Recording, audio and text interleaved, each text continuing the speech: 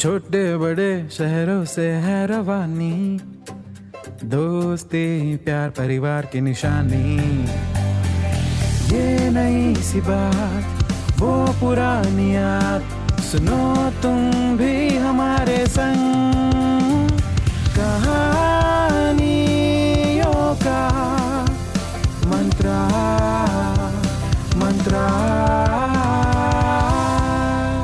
An Eminem original.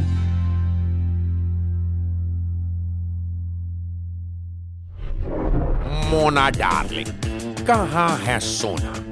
अजी सोना वो तो हर किसी को पसंद होता है। जो लोग कतई आलसी होते हैं उन्हें पसंद होता है बिस्तर पर फैल कर सोना। जो थोड़े बहुत मेहनती होते हैं उन्हें पसंद है सोने के रिंग्स, इयररिंग्स और चेन। और जो उनसे भी ज्यादा मेहनती होते हैं उन्हें पसंद होते हैं सोने के मेडल्स। तो हमारी आज की कहानी है सोनापुर में रहने वाले भोले भाले सोनू की, जिसकी बचपन से बस एक ही ख्वाहिश थी कि बड़ा होकर उसे इंडिया के लिए गोल्ड जीतना है। और गोल्ड जीतकर इंडिया का नाम पूरी दुनिया में रोशन करना है। गोल्ड जीतने का इतना शौक था सोनू को कि उसका फेवरेट कलर भी गोल्डन ही था। वो चाय भी बाय बाय टी गोल्ड ही पीता और उस चाय में डुबोकर बिस्किट भी सिर्फ रिया गोल्ड के ही खाता। मगर छोटे से शहर में रहने वाला सोनू आखिर कैसे लाएगा गोल्ड?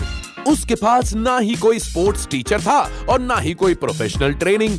ले दे के स्कूल में एक पीरियड मिलता था गेम्स का, उसमें भी साइंस और मैथमेटिक्स के टीचर एक्स्ट्रा क्लास लगा देते अपना सिलेबस कंप्लीट करवाने के लिए। ऐसे में कहां से मिलेगा इंडिया को गोल्ड? मगर हार न मानी सोनू ने और चुनौती को अवसर में बदलने के लिए सोचने लगा कि आखिर वो कौन सा गेम खेलेगा ओलंपिक में जिससे इंडिया को मिल जाए गोल्ड। पहले तो उसने स्विमिंग करने की सोची, मगर गांव में ठीक से पीने का पानी मिलना मुश्किल था। स्विमिंग क्या खाक करता। फिर उसने सोचा रथ चोपड़ा जी की तरह वो भी फेंक लेगा। क्या कहते उसको? हाँ, जेवलिन। प्रैक्टिस के लिए दादाजी की छड़ी उठाई और छत पर खड़े होकर यूं फेंक दिया आसमान में। डंडा सीधा जाकर लगा सरपंच जी की रोज 25 लीटर दूध देने वाली भैंसिया बसंती को। बस उस दिन से ना ही बसंती ने ठीक से दूध दिया और ना ही दादाजी को उनकी छड़ी वापस मिली। फिर किसी ने सजेस्ट किया, भाई शूटिंग कर ले, मतलब फिल्म की शूटिंग नहीं, ये वाली शूटिंग। मगर बेचारे सोनू के गांव में तो पुलिस के पास ही गन नहीं थी, तो शूटिंग प्रैक्टिस के लिए उसे कहां से मिलती? आखिरकार सोनू ने चुना एक ऐसा गेम जिसकी वो आसानी से प्रैक्टिस कर सकता था। ढल गया दिन, हो गई शाम। जी हाँ, चाहे दिन ढल जाए या शाम हो जाए, सोनू लगा रहा बैडमिंटन की प्रैक्टिस में। दादी की पुरानी साड़ी से नेट बनाकर कभी मोहल्ले के दोस्तों के साथ तो कभी स्कूल के टीचर्स के साथ दिन रात, सुबह दोपहर शाम, बस बैडमिंटन खेलने का धुन सवार रहता सोनू के सर पर।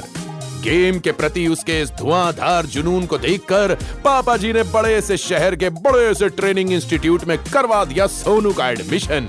और वहां भी खूब दिल लगा के मेहनत की सोनू ने और हो गया गेम में एक्सपर्ट। तो देखते ही देखते दिन आ गया ओलंपिक्स में सिलेक्शन का।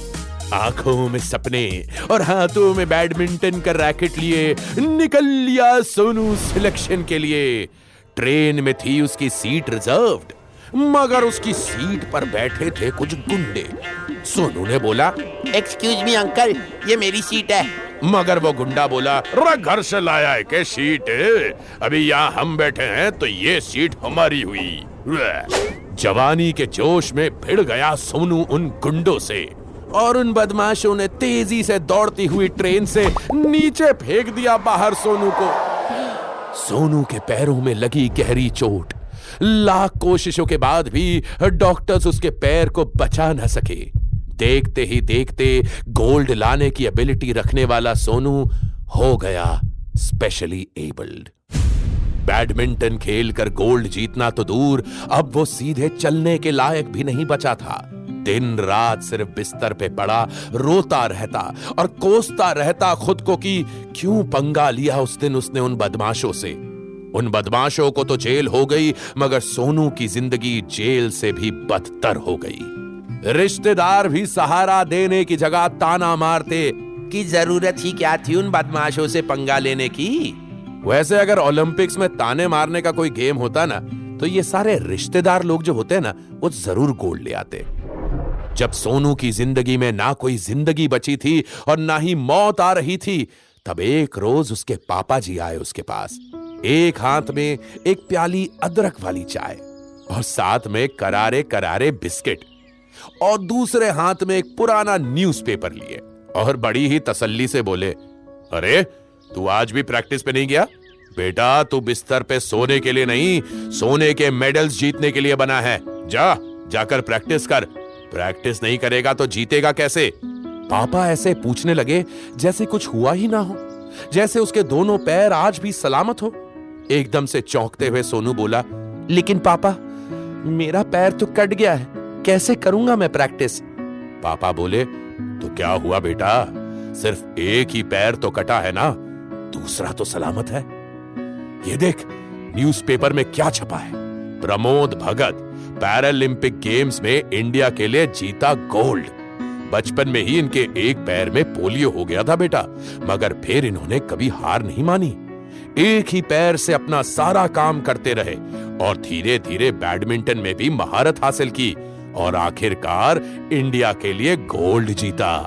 हमारे देश में और भी ऐसे लाखों लोग हैं जो शायद फिजिकली डिसेबल्ड हैं, मगर मेंटली वो इतने स्ट्रांग हैं कि कभी अपनी डिसेबिलिटी को अपने सक्सेस के आड़े नहीं आने देते। अपने वीकनेस को स्ट्रेंथ में बदल दिया और कर दिखाया कमाल। क्योंकि काफी हद तक जीत और हार हमारी सोच पर निर्भर करती है। मान लिया तो हार और ठान लिया तो जीत। तो आपके भी आसपास शायद कई ऐसे लोग होंगे जो फिजिकली शायद आपकी तरह ना हो। आप सोचते होंगे कि उनका कोई काम कर दे, उनकी थोड़ी सी मदद कर दें, मगर आपकी सिंपैथी से ज्यादा उन्हें जरूरत होती है आपके मोटिवेशन और सपोर्ट की। तो धीरे धीरे शुरू कर दिया सोनू ने भी एक हाथ में बैसाखी और दूसरे हाथ में बैडमिंटन रैकेट लेकर खेलना। अब चाहे ढल जाए दिन, हो जाए शाम, करने लगा सोनू फिर से दिन रात प्रैक्टिस। और देखते ही देखते सिर्फ कुछ ही महीनों में लौट आया सोनू का वही कॉन्फिडेंस।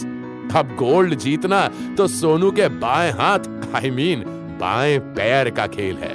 तो एक बार फिर जा रहा है सोनू अपने पैरालंपिक गेम्स में सिलेक्शन के लिए ट्रेन में रिजर्वेशन करके।